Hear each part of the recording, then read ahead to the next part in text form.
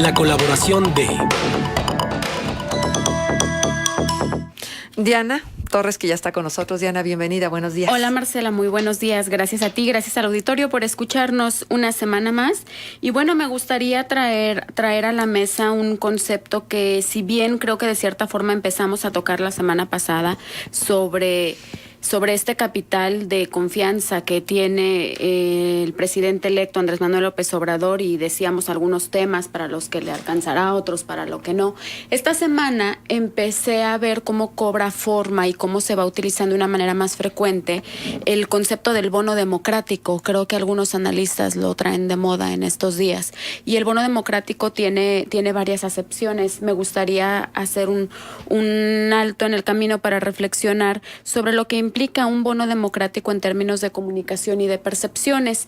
El bono democrático se refiere a aquella percepción que tiene la ciudadanía en su conjunto, de manera generalista, sobre un nivel de confianza, un nivel de percepción positivo respecto a un gobierno o a una persona, con el cual llega a las urnas, es decir, un amplio margen de votos a favor, que le permite tener precisamente a favor un crédito de esa confianza, de esa disposición, de esa paciencia. El famoso bono democrático es lo mismo que capital político. No necesariamente creo, porque el capital político también lo que abona al que lo tiene son votos. Sí, el capital político me parece un concepto de más largo plazo. Me parece que es un capital que se va acumulando con mucho tiempo, es un asunto más de reputación, por ejemplo, sí, que también prestigio. Aquí lo hemos hablado. Que claro que da votos. Aquí en algún momento hablamos, por ejemplo, y me acuerdo que hicimos el símil entre las figuras de Andrés Manuel y de Jorge Cermeño, por ejemplo. Jorge Cermeño me parece, para ejemplificar ambos conceptos, un personaje con un amplio capital político que en el caso de la elección se le traduce en votos. Su reputación le alcanza, pues, para generar votos cuando se presenta una elección. El caso del bono democrático tiene más que ver de forma directa, en términos de percepción, con el resultado directo de una elección. Sobre todo, y hay algo bien importante para el bono democrático, no nada más es ganar, sino con cuánto margen ganar. El caso de Andrés Manuel me parece que es el clarísimo ejemplo de un personaje que llega con un alto bono democrático. A ver, no es raro, Marcela, que a los 2 días de haber pasado la elección, este video de los empresarios, por ejemplo, donde salen incluso empresarios que él nombró con nombre y apellido, sí, uno local, por ejemplo, como este grupo de empresarios que estaban en su contra, bueno, se pongan frente a la cámara a decir vamos a trabajar con el próximo presidente. Eso no se explica de otra forma más que con un bono democrático muy alto, es decir, con una elección que se gana por esa diferencia con tantos votantes, pues o te sumas, ¿no? Para eso te alcanza el bono democrático, por ejemplo. Pero el bono democrático no es más que un asunto de percepciones, Marcela. O sea, no es nada tangible en realidad. Es un asunto de una percepción de que tiene un gran respaldo, de que llega con mucha legitimidad, con mucha representatividad. Eso es bien importante para el bono democrático. No tan intangible, entonces. Sí, pero me refiero a que se te puede ir. A eso voy, ¿sí? Cualquier capital. Se te puede ir. ¿Y el capital?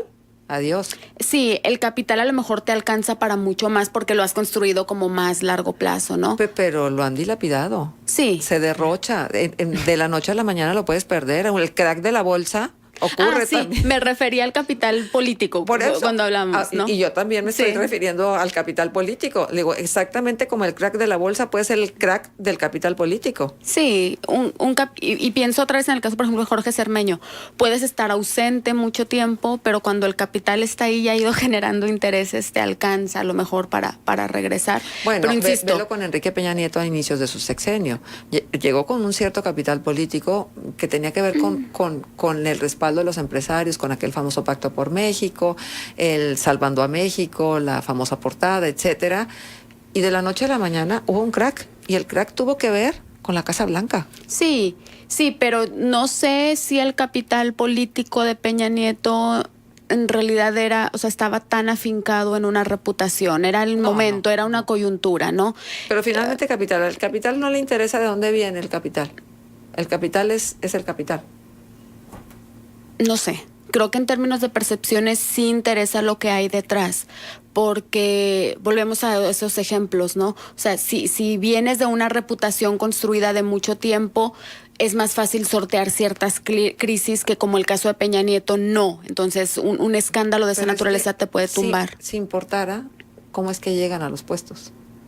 Bueno, creo que ambas sabemos, no hay otras cuestiones. No necesariamente el que llega es el que tiene el mejor capital político. Creo que esta elección nos ha dado una lección de que puede ocurrir de forma distinta. Claro. O sea, no siempre los mejores perfiles o los mejores capitales políticos son los que ganan o ganaban elecciones en este país. Tienes toda la razón. Uh-huh. Fíjate, me hiciste acordar esta semana que vimos la salida del presidente del PRI, diciendo, bueno, vamos a reflexionar a ver qué pasó, ¿no? Bueno, pues si alguien está escuchando y está en esas mesas de reflexión, aquí hay una idea. O sea, pasó que te deja de alcanzar con esas prácticas y probablemente cada vez empieza a pesar más el capital político que tienes.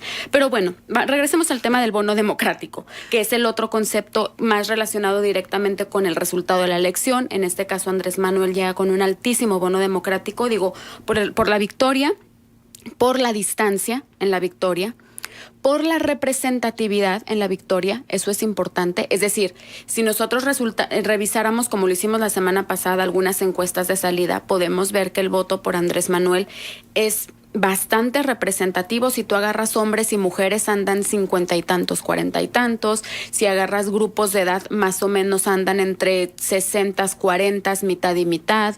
Niveles de estudio se disparan un poco más en los profesionistas, pero es decir, más o menos en el general de la población hay representatividad.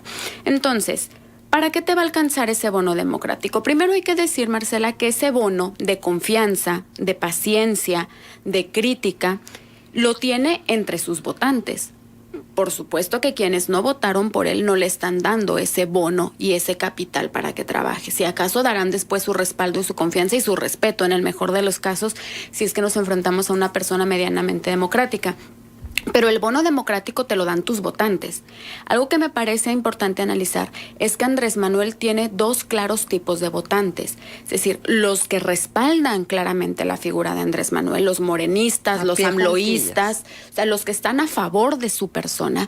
Y otra importante cantidad de votantes que no son ni morenistas ni amloístas, pero que depositaron la confianza como resultado de un hartazgo, de un cansancio, de una crítica, que puede ser al PRI, a Peña Nieto, al sistema, si quieres, en general.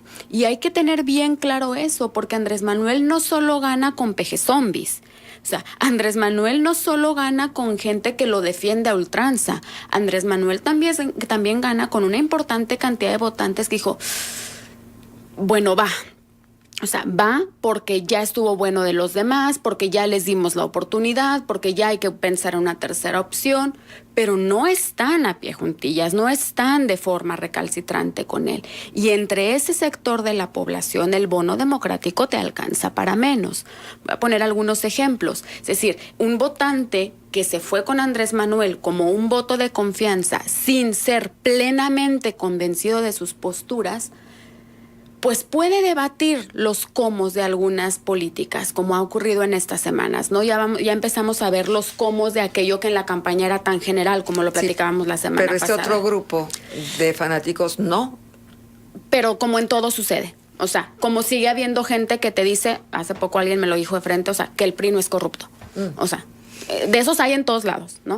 O sea, el tema del fanatismo ciego hay en todos lados. Lo que a mí me parece interesante es el otro sector de la población que no es fanático ni amloísta, votó por él y va a ser mucho más crítico y mucho más duro y más cuestionador.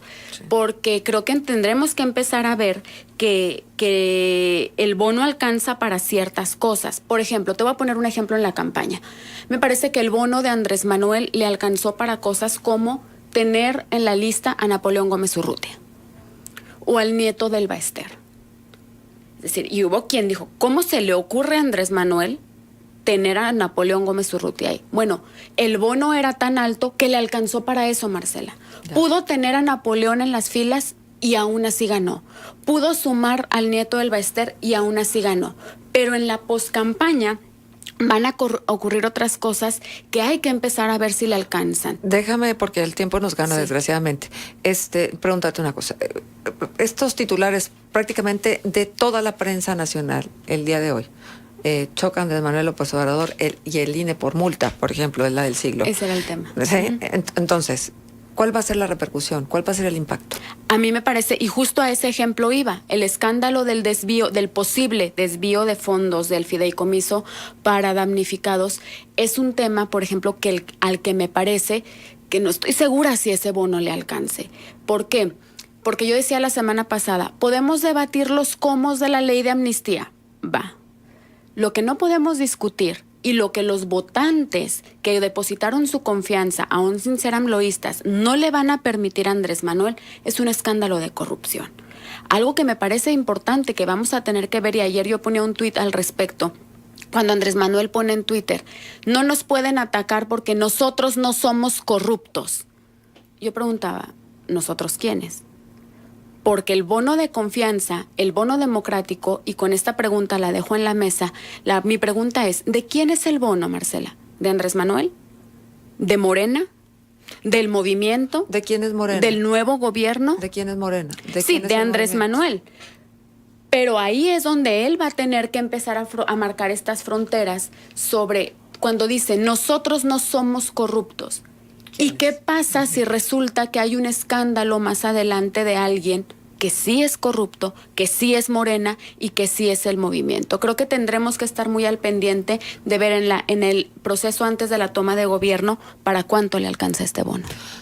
Magnífico tema. Muchísimas gracias, Diana, por tu presencia con nosotros.